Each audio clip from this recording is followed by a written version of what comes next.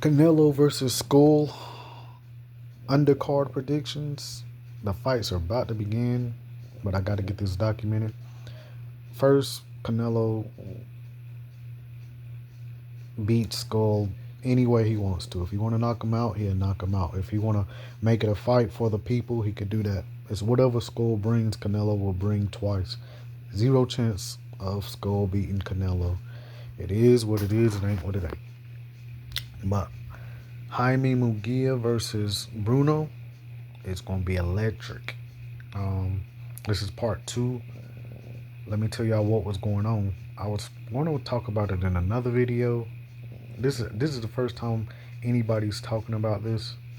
So Jaime Munguia was, I think, 40-something and 0. And he was quiet. Years ago, Floyd handed the torch to Canelo and told him he would be the face of boxing. Canelo has done great doing that. So all of a sudden, you got Jaime Munguia, who's 40 and something and 0, who's about to be 50 plus and 0 before you know it, and nobody would even know. Would he be the face of boxing without even anybody knowing it? Would he be the next great without anybody even realizing it?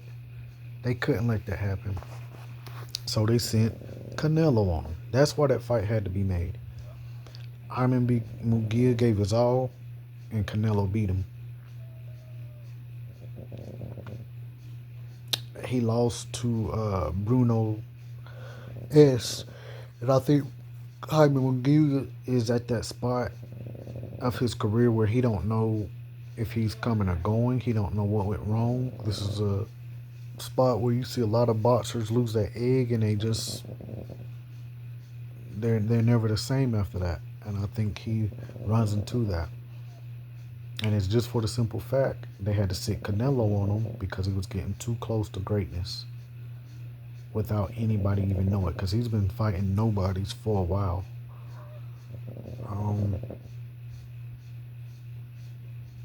But he has much respect for Canelo. Like they're close. They're culture. Like they respect each other. He looks up to Canelo. You could tell they were doing things in their own lane. Jaime just got too close to greatness without anybody even realizing it, and they had to send Canelo on him.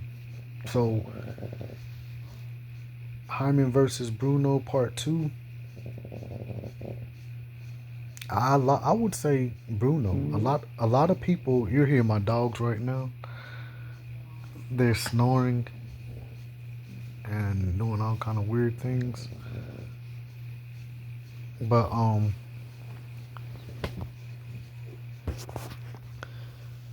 I would say Bruno wins this one. A lot of people got it like Jaime just had a bad fight, but I don't know if Jaime got it. I don't know if he. Oh no, I'm gonna just go with Bruno. A big fight that's coming up is Effie Ajaba versus Bakole. Bakole is going to eat. He's going to eat. He just got knocked out by Parker a couple months ago. This is a quick fight, quick turnaround. Bakole looks sloppy as I don't know what. But at the same time, if he would have came in there just looking buff, everybody would have been saying something about the muscles hold too much weight and he wouldn't have been loose. So maybe he got that Tyson Fury thing going on where he don't need to be muscular looking. I think Bakole wins. I think he has something to prove now that he got knocked out by Joe Parker. Effie Ajaba has been out for a while. He's never fought outside of the little prospect circle except for Frank Sanchez or Frank the Cuban. I forget his last. It might not be Sanchez. Don't quote me on that. Only time he went outside the box, he got mollywopped. Effie is one of them people that came over here, talked noise about the Americans. I think he married an American, and he just I recognize that kind of game, and he don't got it. Everybody else in his time, all them heavyweights during his time, have either had their time, they shined, or they're still shining. He's the only one from that era that didn't do nothing. So now he's about to be facing Bakole. About time he stepped out the box again, and he about to get mollywopped. I could care less. This is an emotional prediction, but it's real too. So Effie steps out the box again and get knocked out the box again. Bandu Jack, I don't know. He facing somebody who's decent, but Bandu, he probably wins. So there was somebody else. Oh man, there was somebody else that was supposed to be fighting tonight. That was another exciting thing. But to me, this is a great card. This is gonna be the card everybody talks about. I guarantee it. Last night we had Ryan Rowley, Devin Ramirez, and T.O. and B. T.O. did his thing, which we knew he would. Barbosa Jr. was going to fight his heart out, but we all know T.O. was a levels above him. Devin came back, looked sharp, might have lost one round if that. Devin is Devin. Everybody's going to talk noise about him.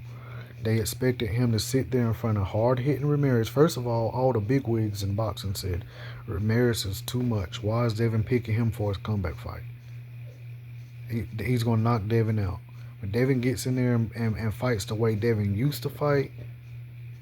Fighting, hitting, not getting hit. Now they're complaining about he ran the whole time, as they was going to do. I guess they wanted Devin to sit there and say, hit me hard as you can, Ramirez. And if I can take the fight, I'm the hero. If I can take the punch, I'm the hero. And if I can't, I'm not the hero. But Dev looked good coming back. He looked very good. A little ring rust, but again, you hit, don't get hit. Shakur Stevens is one of the greats because he will hit, don't get hit. You're Dev. They was going to have something to say about you, win and loss. But you won, and guess who lost? Ryan.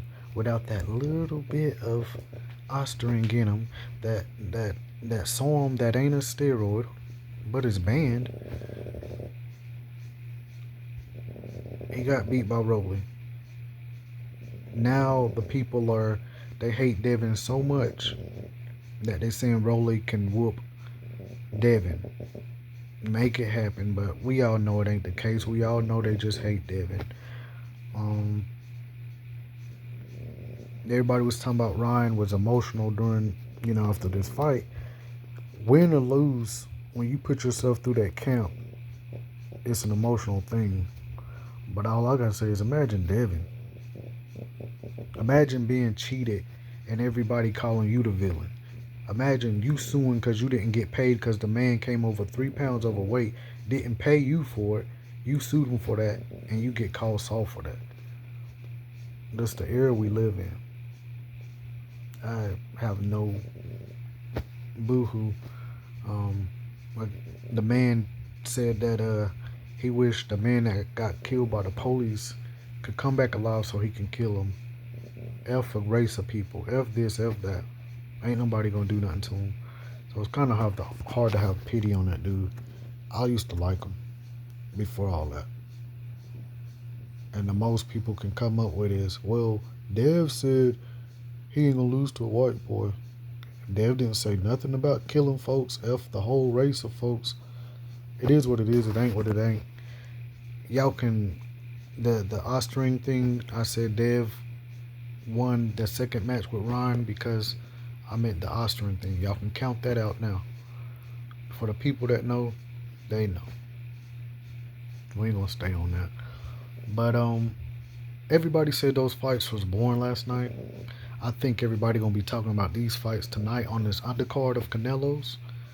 And that's gold boxing for you. Subscribe.